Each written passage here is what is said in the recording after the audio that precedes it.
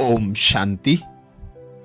पिता श्री जी के अव्यक्त होने के बाद अव्यक्त वतन से बाप दादा ने हम भाई बहनों के लिए अनेक इशारे दिए, अनेक दिव्य संदेश दिए, जिसमें 21 जनवरी 1969 को बाबा ने अटेंशन खिंचवाया। सभी अव्यक्त मूर्त हो बैठे हो। बाप दादा पूछते, सभी अव्यक्त मूर्त हो बैठे हो? व्यक्त रूप में रहते अव्यक्त स्थिति में रहना है। जब अव्यक्त स्थिति में स्थित हो जाएंगे तो उस अव्यक्त स्थिति में कोई उलझन नहीं रहेगी। वर्तमान समय चल रहे सभी पार्ट आप बच्चों को अति शीघ्र अव्यक्त बनाने के साधन हैं। डगमग होने की जरूरत नहीं। शुरू में यज्ञ की स्थापना भी अनायास ही हुई थी। अब आप शुरू में यज्ञ की स्थापना में आए थे। जब आप शुरू में यज्ञ की स्थापना में आए थे तो आप सभी से निश्चय के पत्र लिखवाए थे।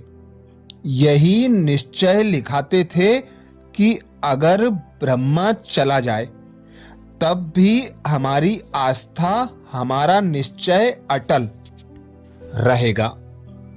वह निश्चय पत्र याद है? निश्चय उसको कहा जाता है जिसमें किसी भी प्रकार का, किसी भी स्थिति अनुसार विघ्न के समय संशय नहीं आता। परिस्थितियां तो बदलती ही हैं, बदलती ही रहेंगी, लेकिन आप जैसे गीत गाते हो ना, बदल जाए दुनिया ना बदलेंगे हम, तो ऐसे ही आप सभी निश्चय बुद्धि आज के संगठन में बैठे हो। आपकी मम्मा आप सबको कहा करती थी कि निश्चय के जो भी आधार अब तक खड़े हैं वह सब आधार निकलने ही हैं, और निकलते हुए भी उसकी नींव मजबूत है। अगर नींव मजबूत नहीं तो आधार की आवश्यकता है। आधार कौन सा? बाबा का आधार, संगठन का आधार, परिवार के नियमों का आधार नहीं छोड़ना। परंतु परीक्षा के समय जो सीन सामने आती है उसमें निश्चय तो नहीं टूटा। निश्चय अटूट होता है, वह तो तोड़ने से टूटता नहीं। ऐसे निश्चय बुद्धि ही गले का हार है। क्या ब्रह्मा आपका बहुत प्यारा है? बाप दादा पूछते, क्या ब्रह्मा आपका बहुत प्यारा है? था नहीं, परंतु है। तो क्या वह नहीं कहा करते थे? बातें तो सभी बोली हुई हैं। समय पर याद आना ही तीव्र पुरुषार्थ है। याद करो। वह भी आप बच्चों को मजबूत बनाने के लिए कहते थे।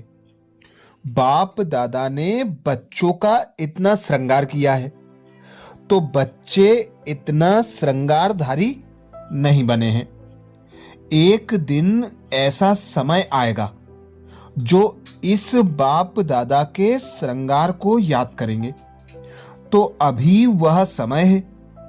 पहले तो वह अपने को निरहंकारी, नम्रचित्त कहते हुए कई बच्चों को यह सुनाते थे कि मैं भी अभी संपूर्ण नहीं बना हूं, मैं भी अभी निरंतर देही अभिमानी नहीं बना हूं, लेकिन अपने आप में अनुभव के आधार से 3-4 मास के अंदर ध्यान दिया होगा, सम्मुख मिलने का सौभाग्य प्राप्त हुआ होगा, तो अनुभव किया होगा कि यह ब्रह्मा अब साकारी नहीं लेकिन अव्यक्त आकारी रूपधारी है।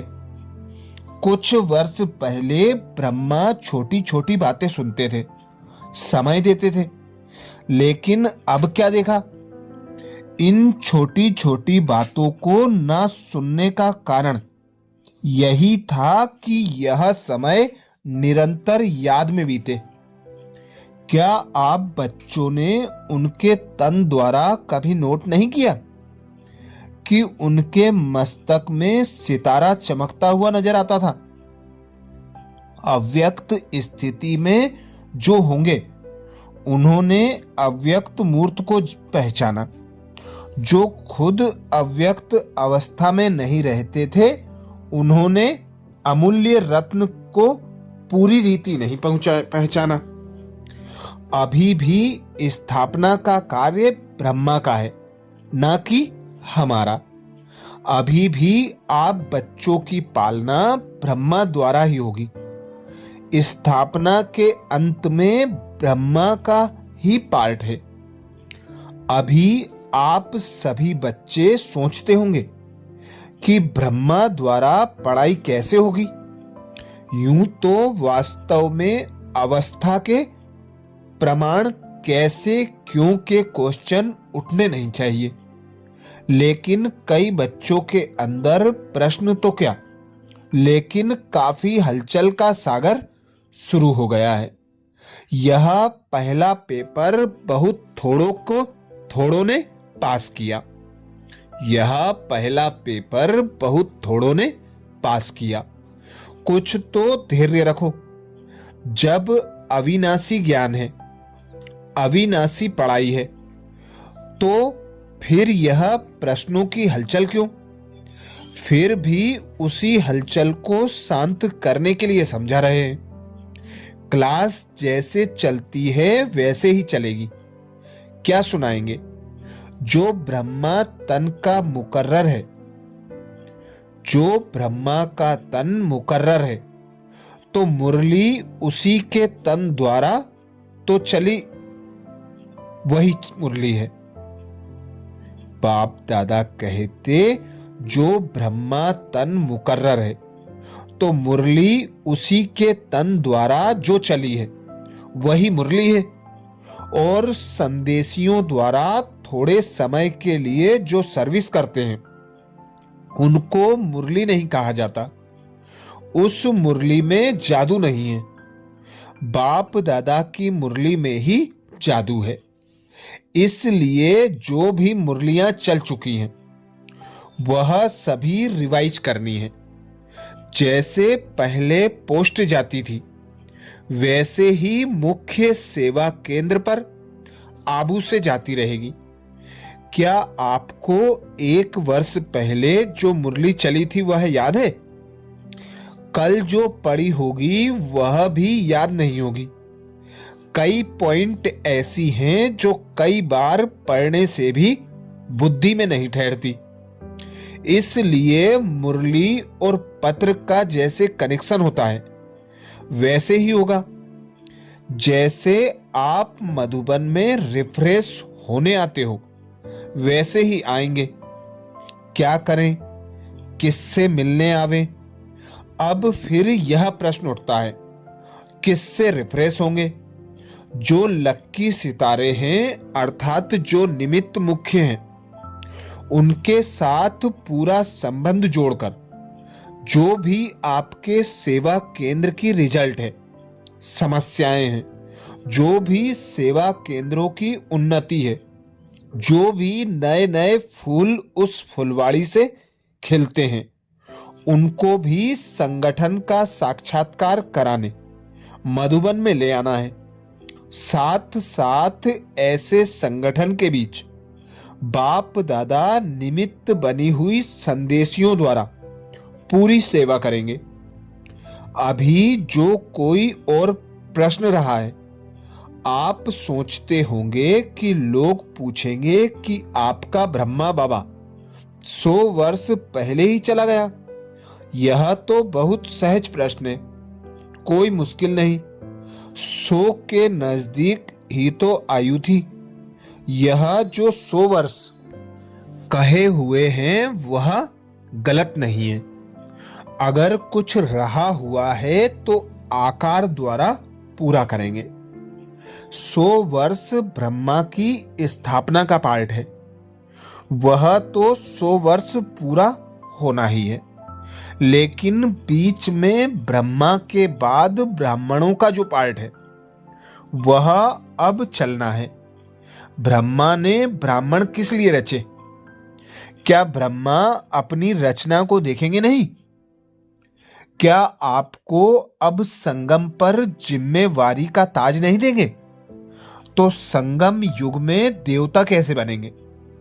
यहां की जिम्मेवारी ही वहां की नींव डालती है। इसलिए जो भी आप बच्चों से प्रश्न करते हैं उन्हें यही उत्तर दो कि ब्रह्मा की स्थापना तो चलनी ही है।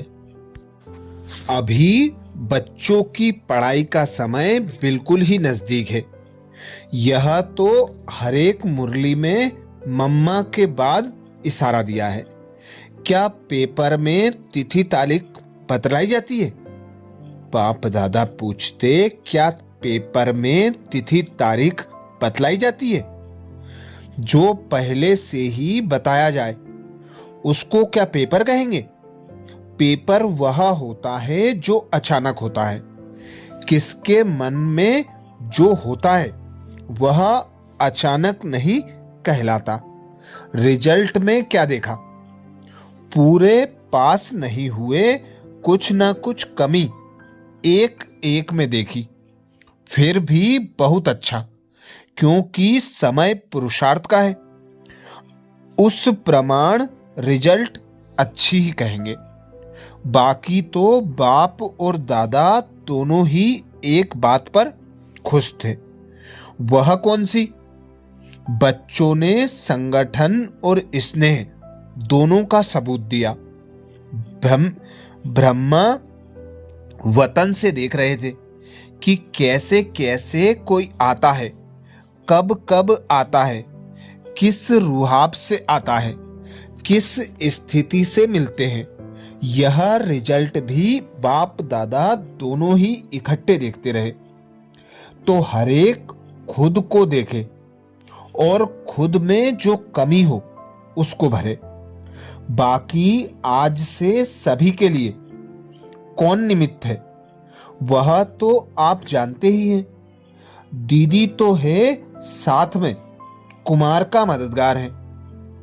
जैसे और सभी लिखा पढ़ी चलती थी वैसे ही हेड क्वार्टर्स से चलती रहेगी। यह दोनों आप सभी की देखरेख करती रहेंगी। अगर आवश्यकता हुई तो आप सभी के सेवा केंद्रों पर चक्कर लगाती रहेंगी। लेकिन अब का पेपर क्या है? यह तो अचानक पेपर निकला, परंतु जो आने वाला पेपर है वह बताते हैं। अब एक मत, अंतर्मुख और अव्यक्त स्थिति में स्थित होकर संबंध में आओ। बाप दादा जो पेपर बता रहे हैं उसकी रिजल्ट देखेंगे। पिछाड़ी के समय ब्रह्मा तन द्वारा जो शिक्षा दी है वह तो सभी ने सुनी ही होगी और याद भी होगी। आज के दिन इस संगठन के बीच कुछ देने भी आए हो तो कुछ लेने भी आए हो। तो जो लेंगे वह देने के लिए तैयार हैं? बाप दादा पूछते, जो लेंगे वह देने के लिए तैयार हैं? जिसके दिल में कुछ संकल्प आता हो कि ना मालूम क्या होगा, ऐसी तो कोई बात नहीं होगी, वह हाथ उठाए। अगर सभी संतुष्ट हैं तो जो लेंगे उसको देने में भी संतुष्ट रहेंगे। दो बातों का आज इस संगठन के बीच दान देना है। कौन सी दो बातें? एक मुख्य बात कि आज से आपस में एक दो का अवगुण ना देखना, ना सुनना, ना चित पर रखना। पहली बात, आज से आपस में एक दो का अवगुण ना देखना, ना सुनना, ना चित्त पर रखना। अगर कोई बहन या भाई की कोई भी बात देखने में आए तो निमित्त बने हुए जो हैं उनके द्वारा उनको इशारा दिला सकते हो। दूसरी बात, कई लोग आपके निश्चय को डगमग करने के लिए बातें बोलेंगे, आवाज फैलाएंगे कि अब देखें यह संस्था कैसे चलती है। लेकिन उन लोगों को यह मालूम नहीं कि इन्हों का आधार अविनाशी है। दूसरा, यह भी ध्यान में रखना कि कोई भी हिलाने की कोशिश करे तो जैसे आप बच्चों का कल्प पहले का गायन है, अंगद के समान पांव को नहीं हिलाया, अंगद के समान पांव को नहीं हिलाना है। ऐसे निश्चय बुद्धि अडोल एक रसी जो आने वाले लास्ट पेपर हैं उनमें पास होंगे। और ही ब्रह्मा द्वारा जो इतने ब्राह्मण रचे हैं, तो क्या बाप के जब बच्चे बड़े हो जाते हैं तो बाप रिटायर नहीं होता? अब ऐसे समझो कि बाप रिटायर अवस्था में भी आपके साथ है। आप बच्चों को कार्य देकर देखते रहेंगे। शरीर छूटा परंतु हाथ साथ नहीं छूटा। बुद्धि का साथ हाथ नहीं छूटा, वह तो अविनाशी कायम रहेगा। यह दो बातें जो सुनाई, पहला डगमग न होने का दान देना है, अवगुण न देखने का दान देना है। अब सभी बच्चे यह दान दें जबकि संकल्प कर चुके अर्थात दे चुके। संकल्प की हुई चीज कभी वापस नहीं ली जाती। अगर माया वापस लेने की कोशिश कराए तो भी यदि अपने ऊपर जांच होगी तो पास हो जाएंगे। अभी एक और बात सबके ध्यान में रहे। बाबा कहते, अभी एक और बात आप सबके ध्यान पर दे रहे हैं। बाप दादा की लास्ट मुरली में जो शिक्षा मिली कि यह ध्यान दीदार ज्यादा चलाना, समय व्यर्थ गवाना, इसलिए यह नहीं होना चाहिए। ऐसे ना हो संदेशी द्वारा सेंटर्स पर जो पार्ट चले उसे आप चेक ना कर पाओ। इसलिए यह निमित्त बनी हुई दीदी और मुबारका जिस संदेशी को मुकर्रर करेंगी उन्हों के द्वारा डायरेक्शन मिलेंगे।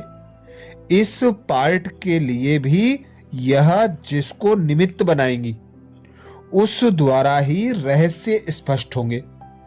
जैसे पिछाड़ी की मुरली में यह भी डायरेक्शन था कि भोग के समय बेकुंड आदि में जाना व्यर्थ समय गवाना है, क्योंकि यह घूमना फिरना अब सोपता नहीं।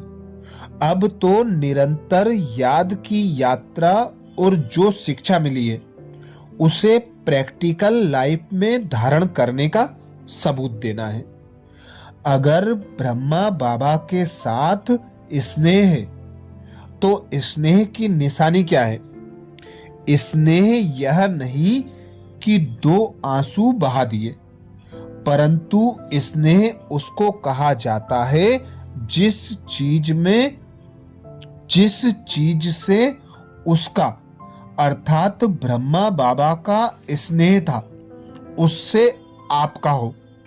उसका स्नेह था सर्विस से। पिछाड़ी में भी सर्विस का सबूत दिया ना, तो स्नेह कहा जाता है।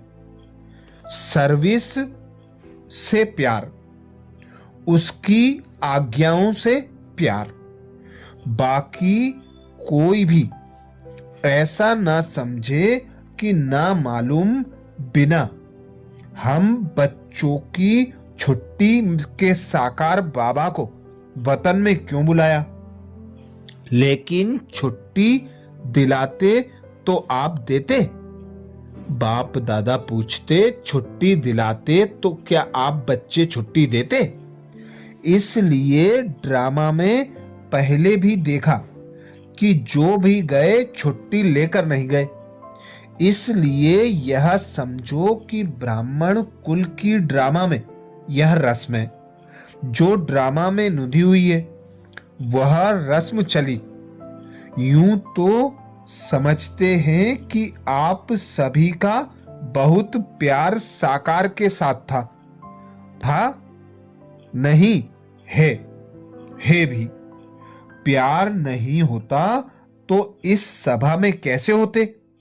साकार में फॉलो करने के लिए इनका भी तन था, तो प्यार क्यों नहीं होगा।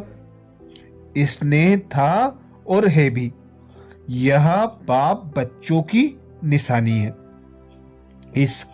इससे साकार भी वतन में मुस्कुरा रहे थे। बच्चों का स्नेह है तो क्यों मेरा नहीं। लेकिन वह जानते हैं कि ड्रामा में जो भी पार्ट होता है वह कल्याणकारी है। वह विचलित नहीं होते। वह तो संपूर्ण अचल अडोल स्थिर था और है भी। लेकिन आप बच्चों से 1000 गुना स्नेह उसमें जास्ती है। अब स्नेह का सबूत देना है। यह भी एक छिपने का खेल है। तो विचार सागर मंथन करो, हलचल का मंथन ना करो। जो शक्ति ली है उसको प्रत्यक्ष में लाओ। भारत माता शक्ति अवतार, अंत का यही नारा है। सन सोज फादर ड्रामा की नूंद कराएगी। साकार बाबा ने कहा, मैं बच्चों से मिलन मनाने आऊंगा। अगर आज आ जाता तो बच्चे आंसू बहा देते। अच्छा, तो ऐसे ही और दिव्य संदेशों का मनन करने के लिए बाबा के चैनल को सब्सक्राइब करें। कल फिर अगले संदेश का मनन करेंगे। ओम शांति।